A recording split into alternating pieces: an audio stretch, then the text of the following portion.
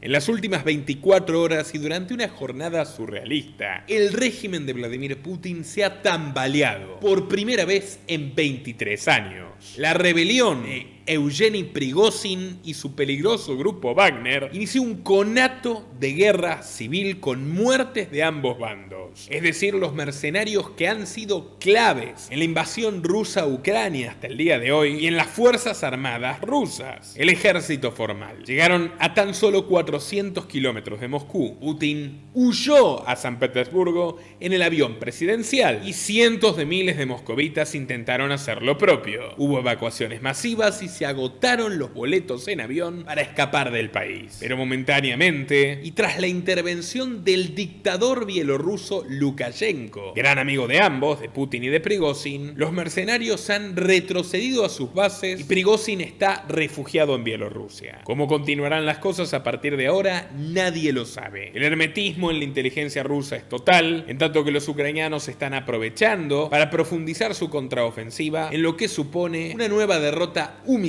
para el invasor. ¿Podrá Putin volver a confiar en Prigozhin? ¿Lucharán los mercenarios de Wagner nuevamente contra los ucranianos? ¿O este es el inicio de una rebelión masiva contra las malas decisiones de Putin y de su administración? Para ello debemos entender quién es Prigozhin y qué es realmente el grupo Wagner. Así que los invito a quedarse hasta el último minuto de este video, que no tiene desperdicio, a compartirlo en todas sus redes y grupos y a darle like para que YouTube lo recomiende a más gente. Sin más preámbulo, comenzamos. Suscríbete a nuestro canal cliqueando en el botón rojo y en la campanita de activar todas las notificaciones para no perderte ninguno de nuestros programas e investigaciones exclusivas.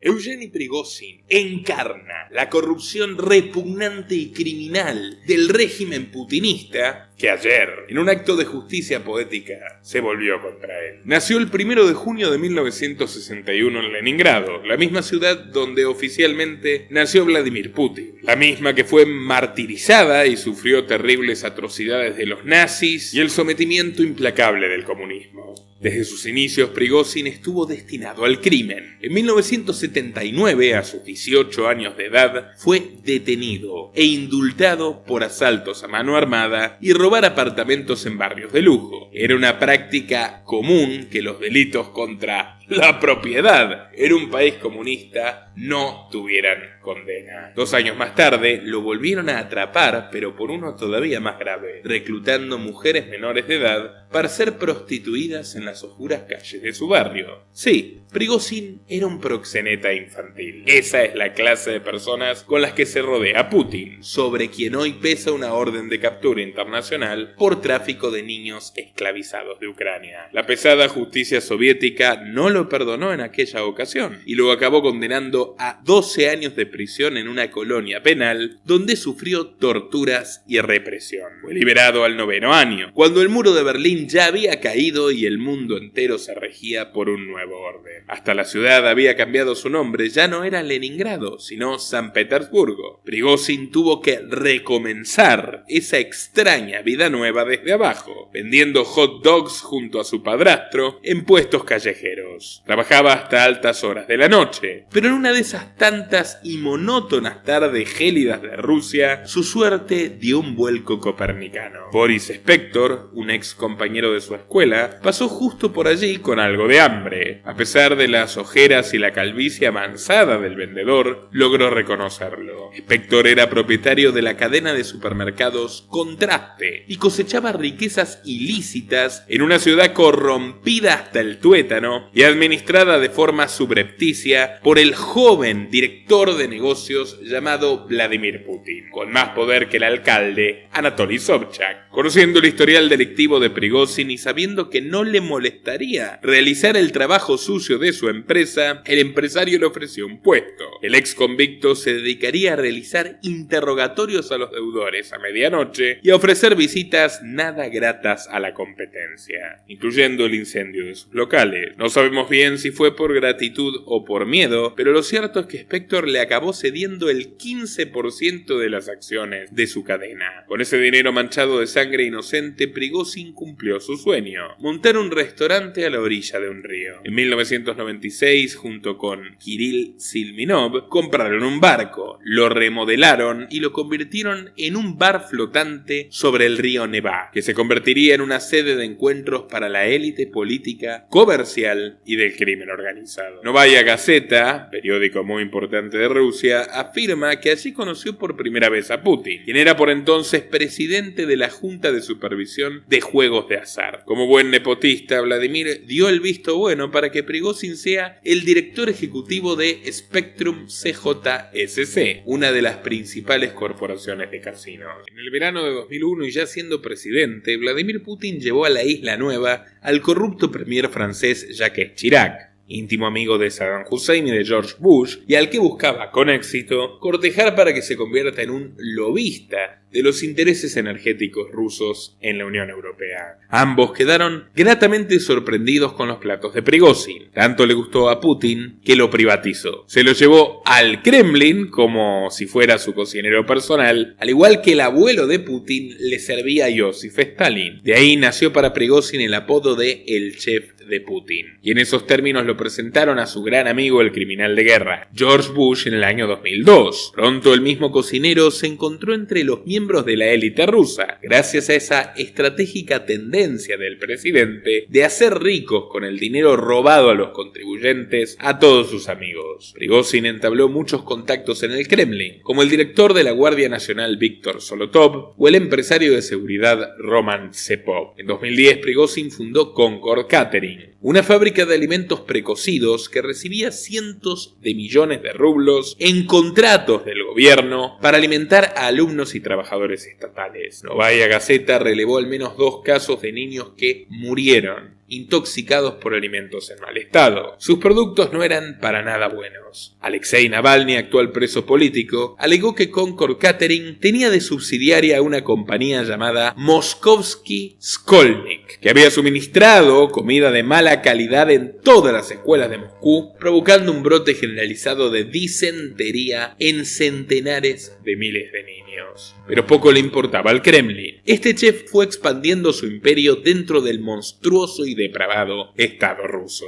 Desde 2010 suministró alimentos a la Agencia para el Manejo de Emergencias. Desde 2011 a todas las escuelas del país, pese a esos precedentes nefastos. Ya ven, al que cuida a la familia. Desde 2012 a las Fuerzas Armadas. Desde 2014 se ocupó de los servicios de limpieza de los establecimientos militares. Desde 2015 lo hizo con las viviendas de los militares y sus servicios comunitarios. Desde 2016 se encargó de toda la reparación de las instalaciones del Ministerio de Defensa, promovido por el propio Sergei Shoigu, al que ahora odia. En total, la abogada Lyubov Sobol le calculó cerca de una treintena de negocios con el Estado. Entre 2013 y 2018, la Fundación Anticorrupción de Rusia denunció que el gran chef se benefició con contratos gubernamentales que superaban los 370 millones de dólares. A tal punto crecieron sus arcas que llegó a ubicarse entre los 100 hombres más ricos del país. Se compró una mansión en San Petersburgo, una espectacular casa de veraneo en el Mar Negro, un yate de 35 metros y una flotilla de avionetas privadas. Putin lo ve como al George Soros de su país. En esos términos se lo dijo a la emisora ORF de Austria. En otras palabras, el propio Putin creó a su propio Soros, como si eso fuera meritorio. Recomiendo, por cierto, nuestro video sobre la sucesión de este magnate húngaro-estadounidense en favor de su siniestro hijo, Alex Soros. En 2015, Putin le brindó un desafío todavía más grande. Lo puso a cargo de la Agencia de Investigación de Internet, que sería conocida como la fábrica de trolls, ya que su verdadera misión era darle empleos mal pagos a jóvenes desahuciados que hablen algún otro idioma para difundir desinformación y propaganda putinista, lo cual tiene mucho éxito y, como podrán ver, ya hay bastantes de estos sujetos en los comentarios de todos nuestros videos donde hablamos del tirano. La militante Lyudmila Savchuk pasó 2 meses trabajando en forma encubierta y explicó cómo funcionaba realmente la fábrica. Se trabajaba las 24 horas al día, 7 días a la semana, había un turno de día, otro de noche e incluso vacacionales. Ella debía publicar 120 comentarios al día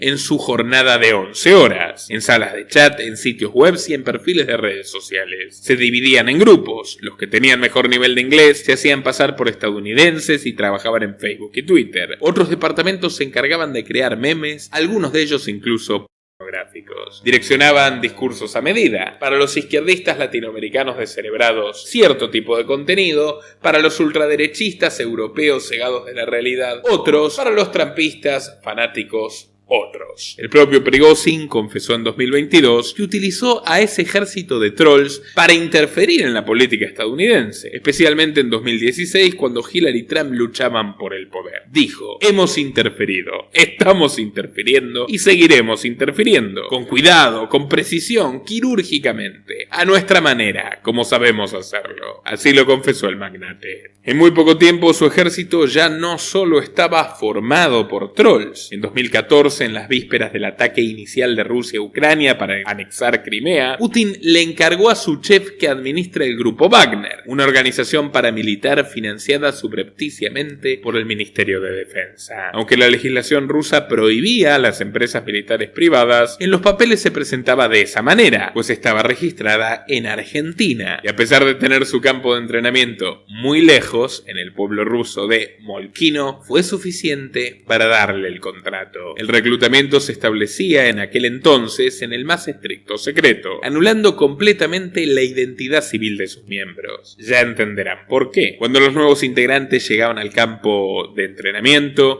se les prohibía el uso de las redes sociales e incluso el internet. No podían publicar fotos, ni mandar textos, ni realizar grabaciones. A nadie, absolutamente a nadie, podía revelárseles su ubicación. Los pasaportes y documentos eran confiscados por la empresa y los soldados recibían a cambio una placa de identificación sin nombre, solo con un número personal, al igual que los judíos en los campos de Auschwitz. No vestían uniformes oficiales rusos, por supuesto, ya que no debían mostrar ninguna evidencia que los uniera al gobierno. Al fin y al cabo, harían su trabajo sucio. ¿Qué hace tan especial al grupo Wagner? Lo mismo que hacía especial a Prigozhin en sus primeras empresas: encargarse de los platos sucios. El ejército oficial ruso se encuentra supeditado al derecho internacional. Ellos no. No los detiene ni la ley ni el perdón. Los soldados de Wagner son asesinos despiadados que cometen todo tipo de crímenes de lesa humanidad por norma. Y de hecho, para los estúpidos putinistas que repiten la farsa propagandística de que Ucrania es nazi, los verdaderos nazis son los rusos. Y si no, escuchen lo siguiente.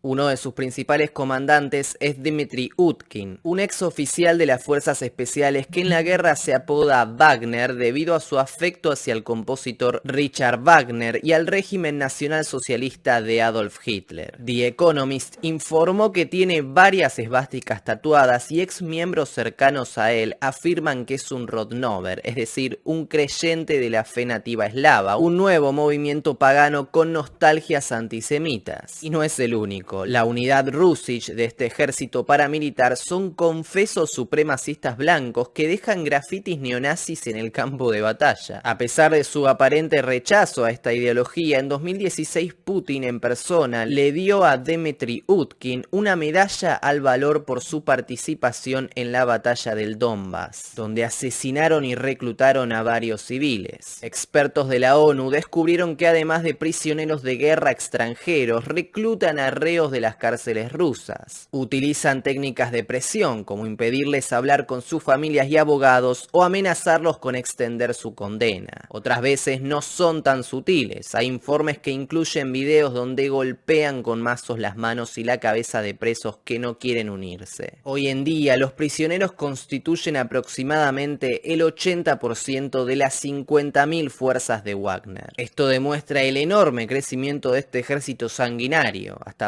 2015 apenas eran 1.000, pero aumentaron el reclutamiento cuando el Kremlin los envió en aviones del ejército a combatir en la guerra de Siria. En su brutal defensa del régimen de Al-Assad, los mercenarios de Prigozhin cimentaron su reputación como los oscuros ejecutores de Putin, llevando a cabo misiones que el ejército ruso no podía llevar a cabo abiertamente, como ataques con morteros a civiles en la provincia de Latakia. Sin embargo, fue a lo largo de África donde Prigozhin logró crear un imperio paramilitar. Los mercenarios de Wagner estaban luchando en decenas de países africanos como Malí, Libia, Sudán, Sudán del Sur, Madagascar y Botsuana. Hay informes que registran más de 1000 mercenarios en el Congo y 2700 soldados estacionados en buques de guerra frente a la costa de Mozambique. Además de ejercer combates duros, brindan entrenamiento con armas, apoyan a la policía y a los servicios de inteligencia civil. Un ex agente de la KGB que ahora reside en Occidente describió el ascenso meteórico de Wagner en África como una de las operaciones de inteligencia militar rusa más exitosas de todos los tiempos. Los documentos muestran que la compañía se atribuye el mérito de la elección del nuevo presidente de Madagascar, Andry Rajoelina, donde Rusia produce y financia el periódico más grande de la isla. También asesoró al presidente de Sudán, Omar al-Bashir, sobre cómo aplastar las protestas de la oposición en Jartum. En República Centroafricana se le compensa por entrenar a la Guardia Presidencial con un porcentaje de las ganancias de las minas de oro, rubíes y diamantes que custodia. Algunos comandantes se han hecho ricos con el tráfico de metales preciosos. También custodian los enormes recursos sin explotar de Mozambique, que posee una de las mayores fuentes de gas natural licuado, GNL por sus siglas, del mundo. Desde 2018, Rosneft, la colosal empresa estatal rusa, se queda con un 20% de las reservas a cambio, entre otras cosas, de que el gobierno reciba la protección implacable de los mercenarios de Wagner. Lukoil, la otra mega empresa del Kremlin, finalizó en 2019 la compra de una participación del 25% en el bloque petrolero Marin XII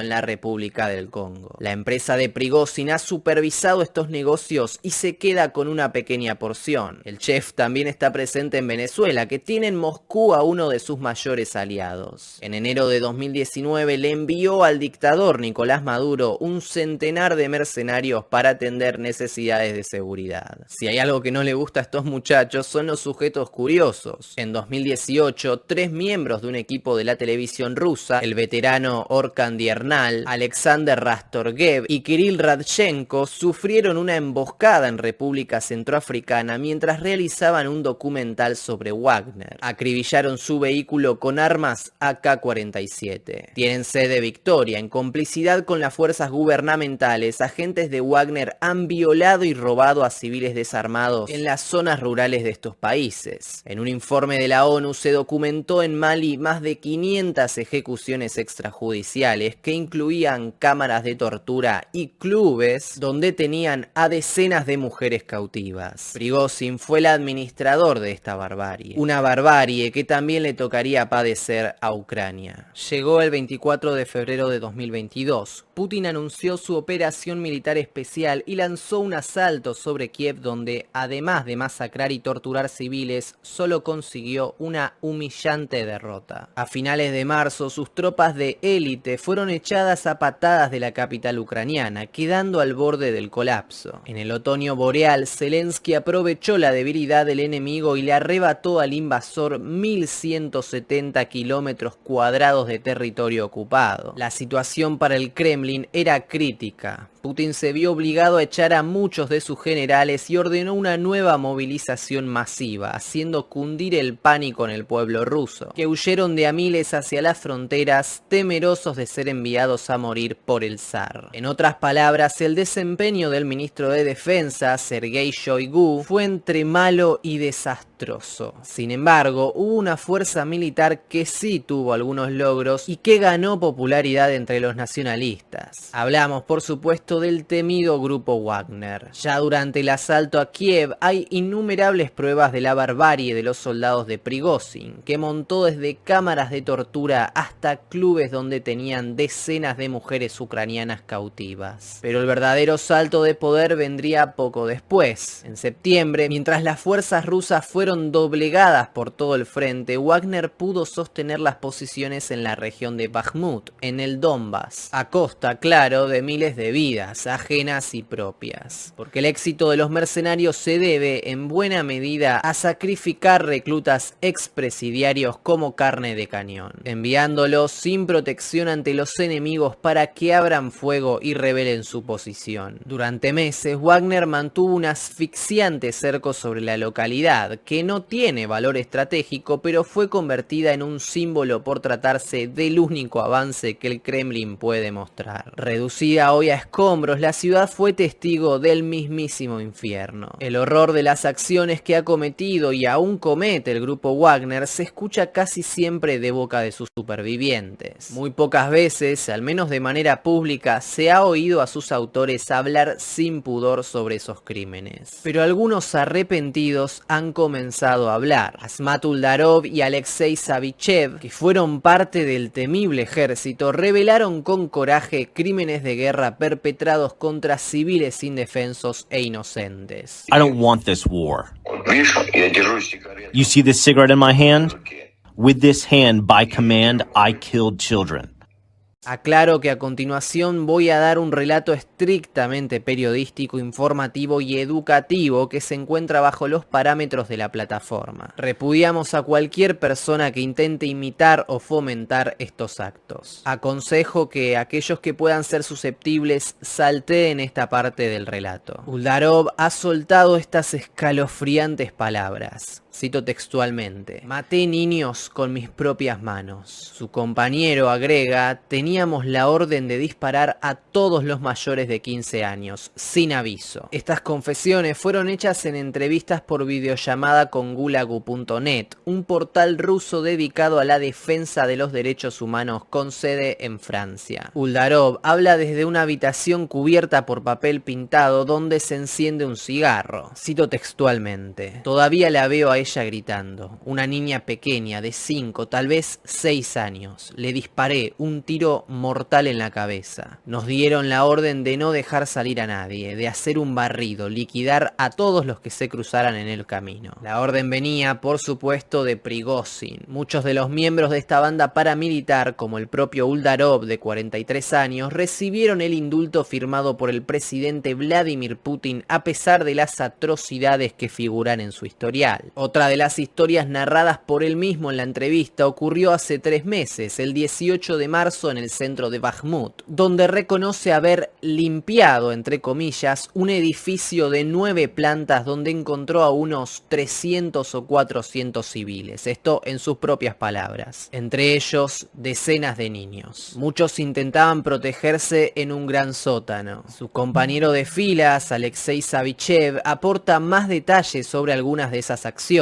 como un fusilamiento hace apenas un par de meses con más de 20 víctimas. Cuando el entrevistador le consultó sobre cuántos de ellos eran civiles, él respondió las siguientes palabras: ucranianos de 15 o 16 años no diría que son civiles. Además, entre las víctimas había numerosos soldados, y no solo del país invadido, sino también rusos que se negaban a pelear y que murieron metidos en un pozo al que arrojó granadas. El propietario del grupo Wagner negó cada palabra de estos dos milicianos. Nadie dispara a civiles o niños, nadie lo necesita en absoluto. Fuimos allí para salvarles del régimen bajo el que estaban. Se defendió Prigozhin en un comunicado que intentaba borrar cualquier rastro de culpa sobre su persona. Pero no es la primera vez que uno de sus milicianos muestra la realidad de las prácticas de este ejército privado. En enero, el excomandante Andrei Medvedev, que logró huir a Noruega, dijo haber visto ejecuciones extrajudiciales durante los 4 meses que duró su contrato con los paramilitares, y además estar dispuesto a testificar. En un informe sobre abusos de derechos humanos en la RCA, la ONU documentó más de 500 incidentes vinculados a ejecuciones extrajudiciales, tortura y violencia sexual durante las operaciones de la fuerza paramilitar en Mali. Pero bueno, a pesar de sus modestas victorias sustentadas en el crimen, el coste para los de Prigozhin fue terrible. El oligarca continuamente se quejaba desde las trincheras de que el Kremlin no abastecía suficientemente a sus hombres. Faltaban municiones, armas, equipamiento y hasta víveres. Recordaba una y otra vez que así no se podía librar una guerra, y la apuesta subió cuando puso nombre y apellido a la mala situación de sus batallones. Sergei Shoigu, el ministro de Defensa de Rusia, ha sido por años la mano derecha de Putin, y antes del conflicto muchos lo señalaban como su posible sucesor. Nacido en 1955 en la entonces República Soviética de Tuvá, al norte de Mongolia, Shoigu logró escalar posiciones al interior del Partido Comunista, ostentando numerosos cargos en su provincia, aunque el gran salto lo dio en los 90, cuando obtuvo el cargo de ministro de Defensa de Moscú entre 1994 y 2012. Ese año Putin lo ascendió a ministro de Defensa Nacional y desde entonces lo ha acompañado en sus excursiones por paisajes paradisíacos de Siberia. En sintonía con el presidente, también mostró su torso desnudo para las cámaras, algo más grandote que el de su jefe, hay que decirlo, durante su viaje a la región de 2017. Según Vladimir Isashenkov, un periodista especializado en defensa, cito textualmente: Shoigu pasea con Putin por el bosque, y eso es algo que muy pocos pueden hacer. Odiado y temido a partes iguales al interior del propio gobierno, la legitimidad del ministro está en su peor momento desde que el intrépido líder de Wagner osó cantarle las 40 en las redes sociales. El 1 de octubre de 2022, Prigozhin dijo sobre los comandantes del ejército ruso las siguientes palabras: todos estos bastardos deberían ser enviados al frente descalzos con solo una metralleta. Llamó a los miembros del parlamento ruso controlado por Putin inútiles, aseguró que los diputados deberían ir al frente y agregó que aquellas personas que habían estado hablando desde las tribunas durante años debían comenzar a hacer algo. The Washington Post informó que Prigozhin fue una de las pocas personas que se atrevió a contarle a Putin sobre los, entre comillas, errores de los comandantes militares rusos en la guerra en Ucrania, que, por supuesto, son subordinados del ministro. Recientemente, Prigozhin también acusó a Shoigu de haber empujado a Putin a dar luz verde a la invasión de 2022. Y el mercenario señala que no fue el patriotismo ni la defensa de los intereses nacionales lo que movió a la oligarquía rusa cuando comenzaron a pedir con creciente insistencia la ofensiva contra Ucrania, sino sus propios intereses. Todas estas revelaciones las ha hecho a través de su canal de Telegram, donde acostumbra a subir videos y textos sin el más mínimo resquicio de autocensura. Sus críticas ácidas no dejan títere con cabeza. Ha señalado, por ejemplo, que Zelensky no es la gran amenaza para Ucrania que el gobierno ruso ha querido hacer ver, y que incluso el mandatario de Kiev estaba listo para firmar un acuerdo de paz antes de que se diera rienda suelta a la operación militar especial. Uno de los momentos que presagiaron la locura de estos días ocurrió hace un mes, cuando Prigozhin se grabó rodeado de cadáveres y estalló en amenazas. Cito textualmente: estos son los miembros del grupo Wagner que han muerto hoy. La sangre aún está fresca. Escúchenme, soretes, eran padres e hijos de alguien. La basura que no nos da municiones desayunará en el infierno. Tenemos una escasez del 70% en munición. Shoigu, Gerasimov, ¿dónde está la jodida munición? Mírenlos, soretes. El caldo de cultivo estaba caliente y la crisis finalmente estalló. El día viernes, el ejército ruso bombardeó uno de los campamentos de Wagner ubicados en el Donbass, causando la muerte de muchos soldados. Esto lo difundió por Telegram el propio Prigozhin. El Kremlin, por su lado, lo desmintió. En un giro totalmente inesperado, el líder de Wagner anunció la Marcha por la Justicia, que no fue otra cosa que una rebelión en armas contra el régimen del Kremlin. Así, el grupo militar abandonó sus posiciones en Ucrania, cruzó las fronteras y en apenas horas se hizo con la ciudad sureña de Rostov del Don. Tardarían poco en aparecer personajes ilustres como el general Surovikin, en el pasado un poderoso jefe militar, llamando a Wagner a deponer las armas y cesar en su rebelión. Sin embargo, en el video se pudo apreciar o bien que estaba ebrio o bien que había sido amenazado, al menos a tenor de su lenguaje corporal. Poco tiempo después, otro general, en este caso Alexeyev, procedente del GRU, que es la heredera de la KGB, hacía algo similar y para más sospechas desde el mismo escenario. En otras palabras, luego del levantamiento de Prigozhin, estos generales habrían sido retenidos para evitar que secundasen al primero, lo que muestra la vulnerabilidad del Kremlin.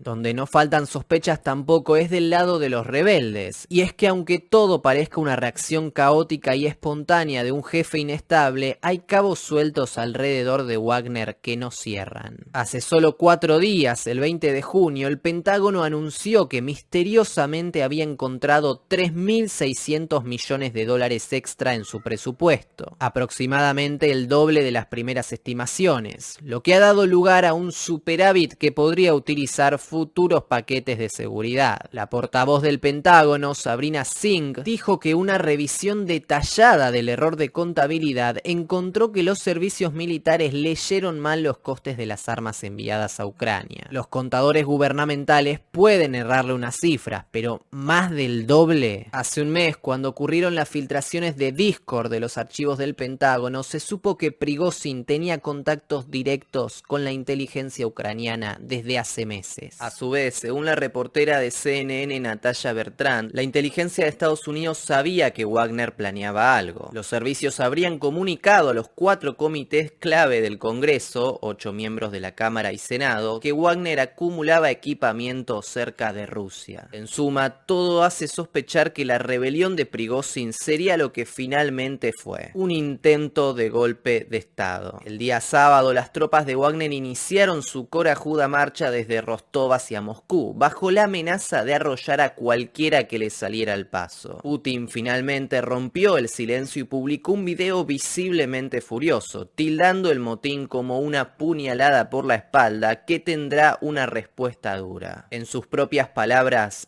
Rusia libra una dificilísima batalla por su futuro. Repele los ataques de los neonazis y sus dueños. Curioso chiste que haya acusado de neonazis a su propia creación que apoyó hasta ayer. En un arrebato zarista tampoco dudó en comparar la rebelión de los Wagner con las deserciones masivas de los soldados rusos en los frentes de la Primera Guerra Mundial que llevaron a la revolución bolchevique de 1917 y a la descomposición de Rusia. Mientras tanto, el pánico se desataba en las calles de Moscú. Las autoridades declararon una operación antiterrorista con facultades para limitar los movimientos de la población, a la par que se agotaban los pasajes de avión para salir de la ciudad. El fuego cruzado entre las tropas de Wagner y las del Kremlin todavía no pudo ser dimensionado, pero se habla de que Rusia habría perdido al menos 7 aviones y 13 pilotos. Sin embargo, cuando los convoyes mercenarios estaban a menos de 2 horas de la ciudad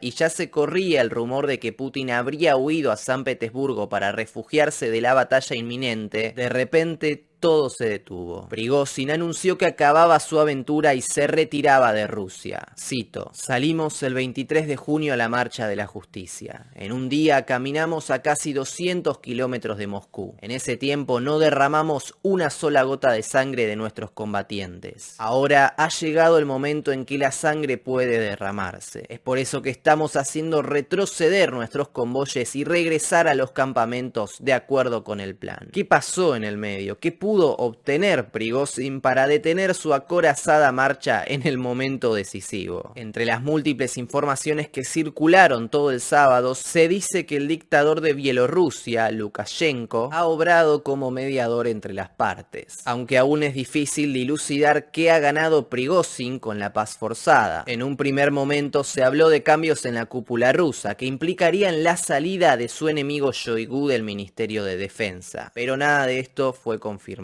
Sin embargo, entre los puntos del acuerdo mediados por Lukashenko se habría acordado que se retirara el caso penal contra Prigozhin y los integrantes de Wagner recibirán inmunidad. Por estas horas se especula con que el mercenario podría estar viajando a Bielorrusia para exiliarse. Pero bueno, aunque un día de esto se caiga por la ventana, lo que sí pudo ganarse fue el amor y la popularidad entre el pueblo ruso. Grabaciones muestran que en la noche del sábado, cuando se retiraba finalmente presidente de Rostov, Prigozhin fue aplaudido y vitoreado por la gente, erigido en un nuevo héroe popular. Es que el indiscutido perdedor de esta jornada insólita y frenética es sin lugar a dudas Vladimir Putin. Si bien afrontó diversos ataques terroristas, incluidos en Moscú durante la Segunda Guerra de Chechenia, nunca antes se había visto en la tesitura de una insurrección de fuerzas que combatían a sus órdenes. Hoy su régimen ha mostrado la fisura más grande de sus 23 años de gobierno y quedó demostrado que, incluso al interior de Rusia, es un presidente cada vez más débil y aislado.